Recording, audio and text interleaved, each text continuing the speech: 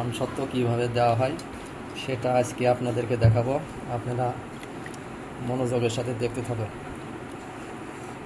আম চুলার পরে সেটকায়ে একদম মিহি করে নিয়েছি। এখন প্লেটের উপরে আমগুলো দিব, দিয়ে সুন্দর করে চারদিকে ছড়াই দিব।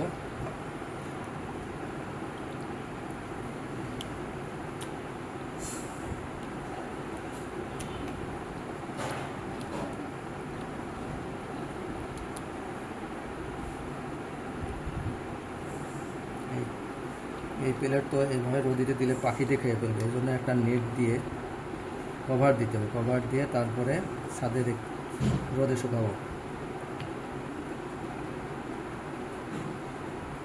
মাছি বা অন্য পোকাও ঢুকবে না, পাখি তো খাইতে পারবে না। এটা হয়ে গেছে, এখন এটা নেট দিয়ে রোদে শুকাইলে হয়ে যাবে। আর একটা হাতে দিব,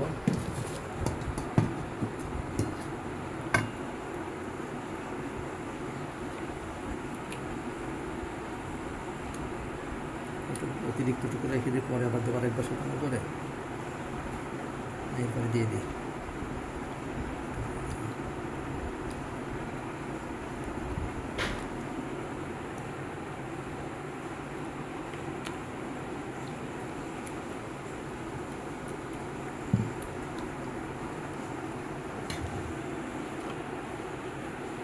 তিনটা প্লেট হলে ভালো হতো।